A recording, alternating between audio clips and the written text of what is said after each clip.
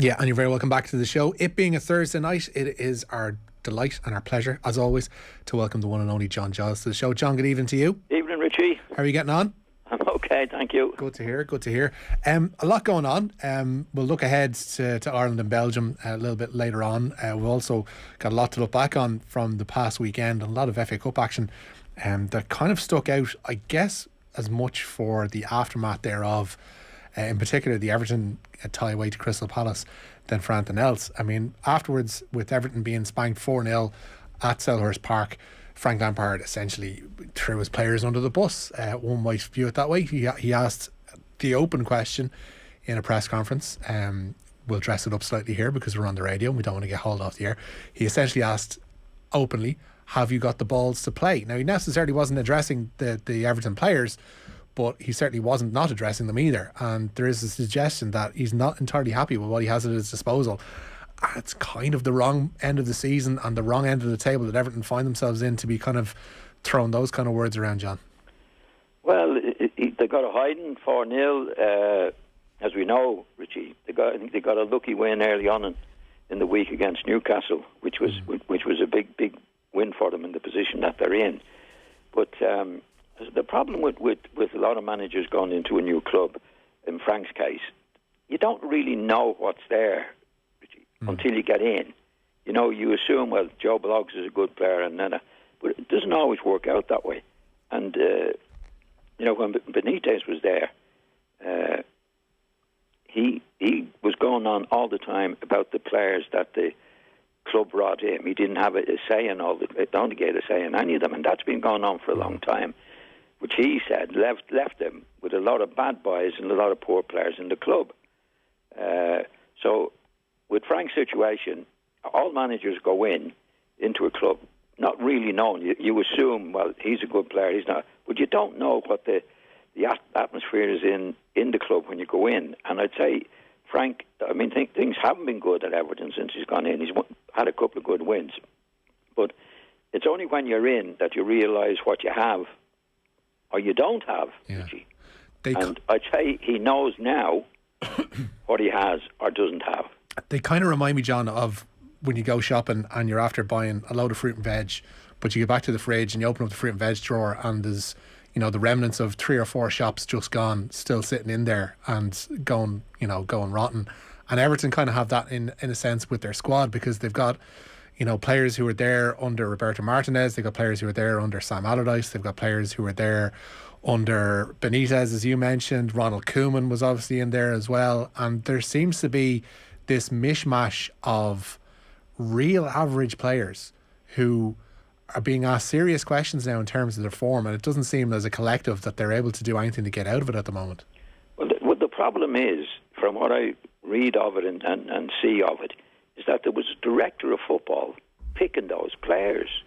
And that's what Benitez did come out, well, more or less came out, to say that, look, I didn't pick those players. And that's what's been going on, and that's what's got them into a bad position. Director of football hasn't been sacked as far as I see at Everton. But what happens with the managers, they get these players in and they take responsibility for the purchase of the players. And generally speaking, they're not their players. 90% of the job, you might have heard me saying on this programme before, as a manager, 90% of the job is getting the players in you want and getting rid of the players you don't want. But if somebody else is picking the players, it's their players and their pick. And no two people, in my experience in football, have the same opinion on players. But in my opinion, the manager should be making the purchases all the time, because he has a vision of what he wants, and as a director of football, putting the players in, buying the players. Now, the director of football very seldom gets criticism. It's the manager that gets criticism and gets the sack. Yeah. And I think that's what Benitez was saying for a while at Everton. I didn't buy the players here, but I'm taking responsibility for it. Those around Everton, we'll point out, I think Marcel Brands was the director of football there. I think they got rid of him or he walked. Well, Benitez was still there because there was a power struggle obviously ongoing, and there obviously will be whenever Benitez is in charge anywhere. But Brands walked. But the talk about him was that even he didn't have the power to buy players, and it wasn't even necessarily the manager, that a lot of these signings were being foisted upon both the director of football. So you have a director of football with no say-so over the acquisitions at all. And then you've got a manager who has some, but not everything. And you've got the board dictating everything. So you're going to end up in these positions whereby if you've got like stuff just being thrown at you, you're not going to be able to juggle it 100% of the time. No. You're going to have some fall on the floor. It's right. It's inevitable. Yeah. I mean, what happens, what annoys me is you pick a manager for his football experience and knowledge, and then you don't use it. You know, like if you see, well, what happens is, you know, the owner comes in, he's got the power to do it, and he'll have the last say, or maybe most of the say, on who's coming in, because that's what he likes. But he might be a great businessman, but he's not a football man. I mean, football managers have their expertise. They're usually ex-players, and they've been in the game a long time. They know who they want. They can pick a good player, pick good players out. But I mean, a lot of people that I find in directors and that, they know so little about the game. They think they know a lot. It comes back in the long run. I mean, it's the same thing. Similar things happen to Manchester United. In the end, it doesn't work. Richie, you know, football managers are in the job as a football expert. Well, not an expert, but a football man. On Lampard's quotes in particular, is it unusual to see a manager who doesn't have his feet under the table that long go so strongly against what he's seen from his players on the pitch?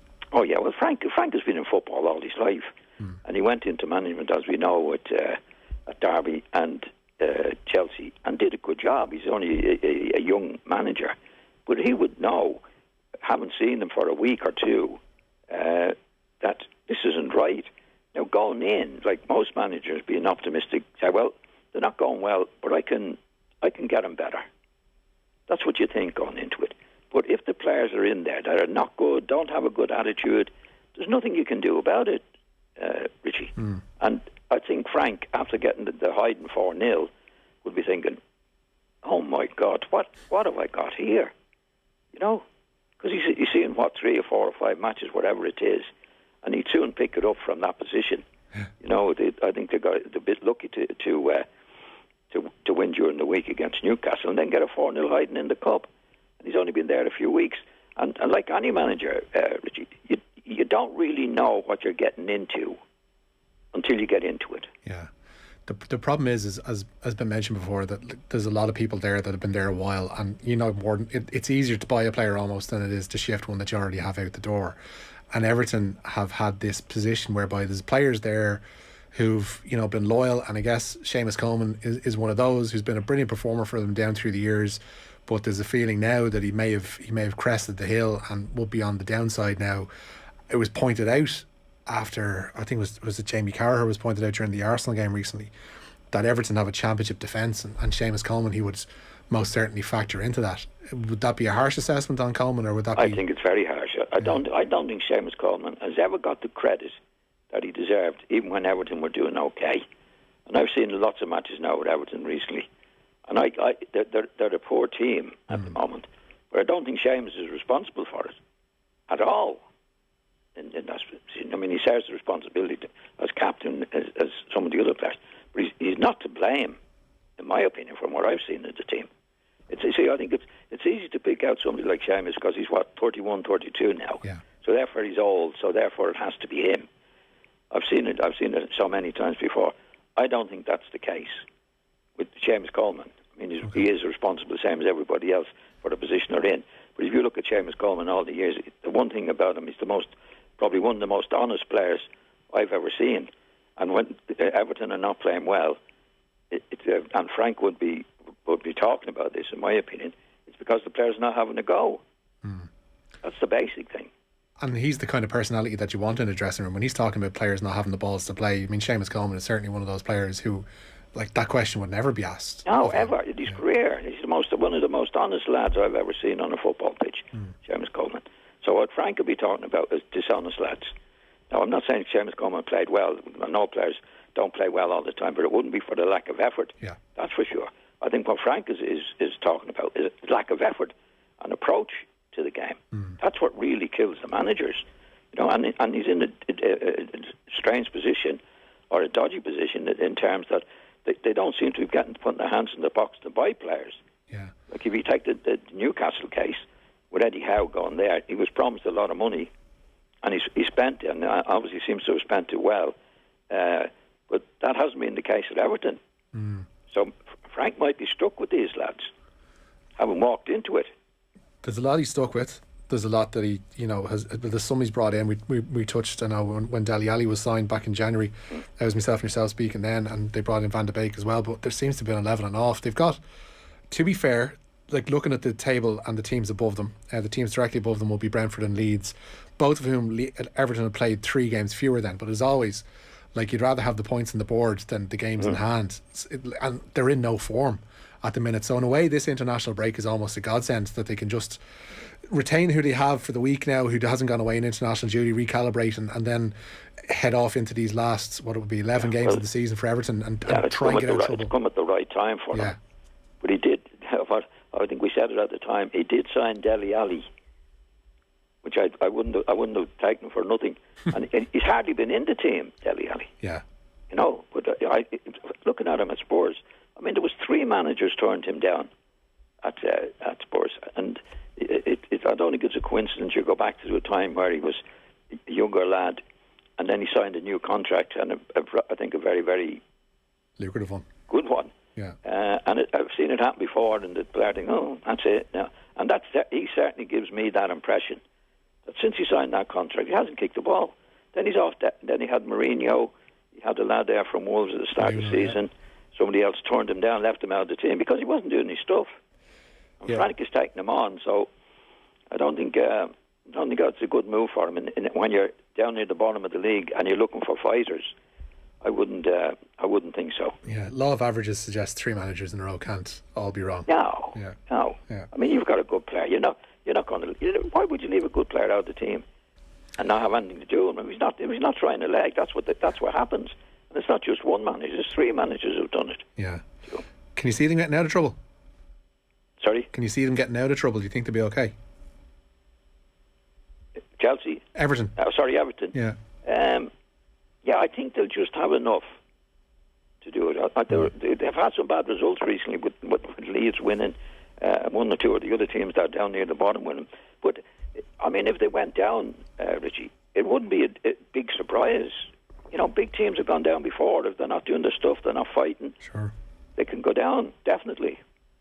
Yeah, there's a little bit of a gap there between themselves and Watford, but certainly Everton by no means out of danger. No. Flicking back up to the other end of the table, Manchester City still leading, just about, only by a point heading into this international break. They're involved in an FA Cup tie themselves last weekend, beating Southampton by 4-1. But a lot of those goals were, loaded towards the back end of that game, and took something pretty special from Phil Foden to put it to bed. But City, last couple of weeks, not necessarily haven't been pulling up any trees. And with Liverpool breathing down the necks, it's going to make for an interesting last couple of months of the season. I think it's huge.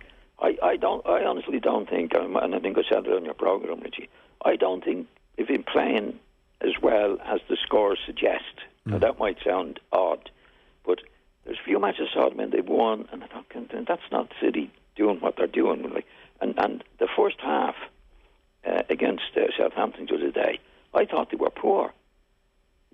Half their game, 50% of the game, is getting tight on the opposition, running them down, putting them under pressure, all those things that they did.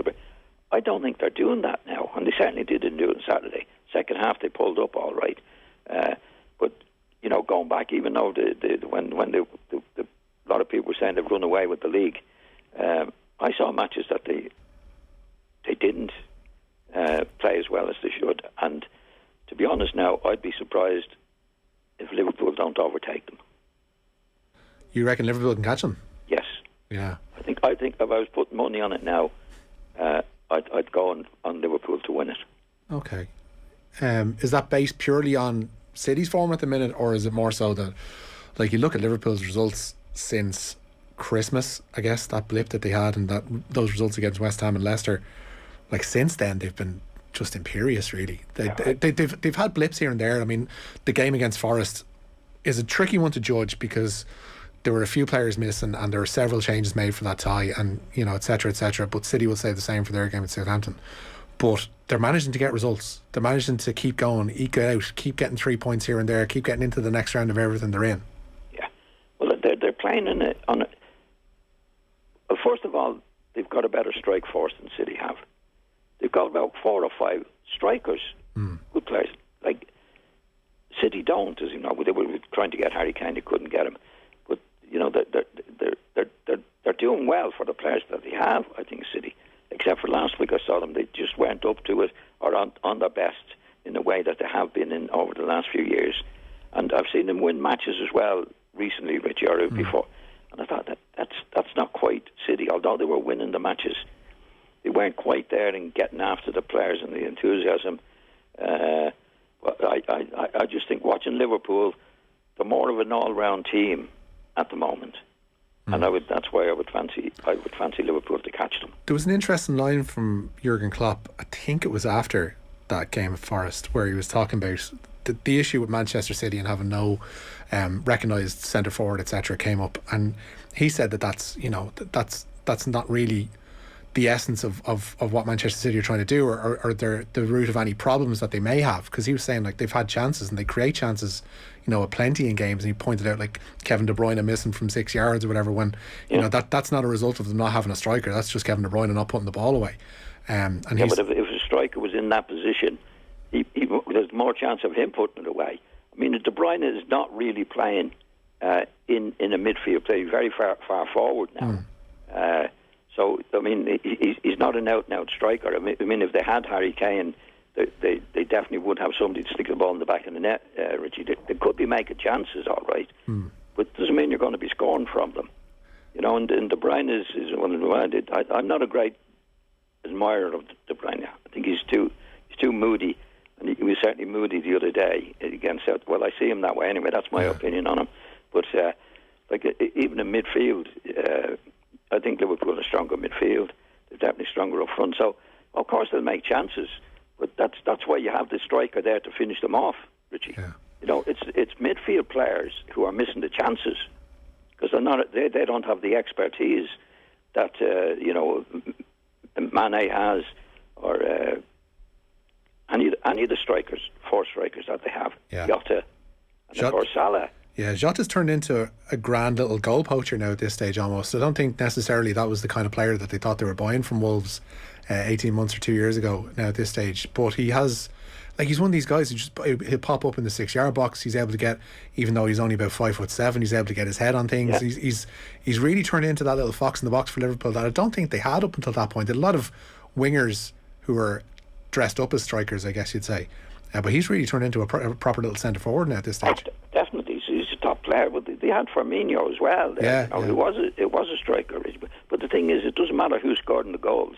That's what they're there to do. I mean, if you look at City at the moment, they just don't have a recognised striker. As you said, the midfield players are filling in, and with the chances that they make. But they do, like all teams need. But I don't think they're playing as well as they had played. I think that a lot of this stuff from winning the ball back hasn't been there in the matches that I've seen. But I mean, it's going to be a terrific end to the season because they're going to be playing Liverpool a fair bit as it looks at. But that's only my opinion at the moment. I think Liverpool will come out on top. Okay. We'll spin this one back when May comes around, and we have neither of them are after winning the league, and suddenly Chelsea come from nowhere. We'll look ahead as well to this weekend, because obviously I mentioned the international break, and Ireland are playing Belgium in a friendly on Saturday night. It's an interesting one, this, because as we mentioned before, Belgium not necessarily bringing a full strength team. The likes of De Bruyne, Romelu Lukaku, Thibaut Courtois, Eden Hazard, and several others, as they played more than 50 caps, they've not been brought over. So it's Stephen Kenny pointed out that it's not necessarily an understrength side, because they still have strikers like Michy Batshuayi and Divock Origi and others, and Christian Benteke, and you can go through that squad and pick out a fairly handy 11 no matter who they bring over. But it is a decent test for Stephen Kenny and for this Ireland side, because the end of the year in really good form. I mean, 6 games unbeaten, they haven't conceded in 4, which is remarkable stuff altogether. But they have had to contend with this departure of Anthony Barry, funnily enough, to Belgium, and he's going to be on the sideline this Saturday in the wrong dugout, I guess you'd say, at the Aviva for this friendly. He had some interesting comments during the week, John. I don't know if you caught them. I think I did, Richie. Okay. And I don't know him, but he said going to Belgium was a no-brainer. because he was joining a big name like Martinez. Well, I don't think that's very respectful of him talking about Stephen Kenny, because he's leaving them, but there's no mention of Stephen Kenny. You know what I mean? Yeah. How does Stephen feel about the whole business? Yeah. Like it was if it's no brainer. I have to go. I'm joining the best manager, and just totally disrespectful. But as far as the match is concerned, I think it's ideal for Stephen, to be honest. Because he's on a winning run, and with all those top players playing, obviously it gives him a better chance. And that's what he's doing, is to build up the confidence of himself and the players and everybody around him. So I think it's ideal for him. He's shown a bit of a backbone, I guess, in a sense, with the selection of this squad. And there's players missing. Gavin Bazunu was the latest ruled out today, and Adam Ida is one of those who's missing, who's been really impressive in recent Ireland showings. Andrew Omabamidele as well at the back, not here this weekend either. But he's left out the likes of Jamie McGrath, who, every time he's been called upon in an Ireland jersey, hasn't let himself down and has actually played really well in the majority of games that he has played. But because his move to Wigan hasn't panned out, Kenny's left him out of the squad entirely. That shows a level of backbone that I think a lot of people may have questioned when Stephen Kenny got the job, and that he's just going to pick young players for the sake of it. But if they're not playing week in and week out, and if they're not actually performing to the level that he needs them to, he's got no room for them. I think so. I think Stephen has a lot of backbone. He went through a rough spell, as we know, but he stuck to what he believed in. He kept the players in that he wanted, and you find at an international level, there's going to be times where players are not playing on a regular basis and other players are. Doesn't mean that they're not going to be there forever, Richie. You know what I mean? That's the pick he's picked at this particular time, and he's given them all a chance. I mean, there is a friendly match as well, and he wants to win it, like everybody else wants to win it. But he is giving players a chance, and you can't see too much of your own players when you're going to pick the team. The more you see them, the more you know about them, and you can make up your mind which one is which. And these things happen at international level. What would represent a good result? Obviously, aside from winning it, what would represent a good night's work on Saturday for Ireland? For Stephen? Yeah. Well, the team playing well, Richie, and hopefully getting the result that they deserve if they play as well as that. But it's a long road, and it's a friendly match, and it's seen, as a manager, I think from Stephen's point of view, that was good, that wasn't so good. So you can't see too many matches with the players that you have to get them up for the next match, which is when we start the Nations League. Nations League and that. So it's a learner, and in a match that you hope you do well and win. There's nothing better than winning. But it's not the end of the world if you're beaten in a match like this. But having a bad performance is a worry. It's a nice yardstick, I guess. To like we can have the 6 results that we had towards the end of last year, and we can not concede in 4, but people will point towards who the opposition were in those games. So for this, even with a quote unquote weakened Belgian team, it's a nice yardstick for how far we've come in the past 12 months, I guess. Oh, definitely. I think with the players not playing for, I mean, it's ideal for Stephen, because obviously it gives them a better chance of winning, and there's nothing better than winning matches.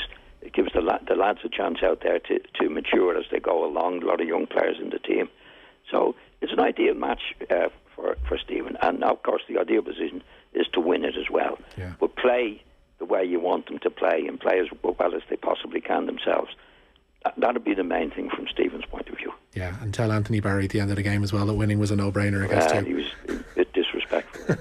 Shouldn't have been. I'm sure we'll get over it with a decent performance and maybe a result on Saturday night. John, thank you so much for everything again tonight. Okay, Richie. Cheers, John. Take care. Okay, bye.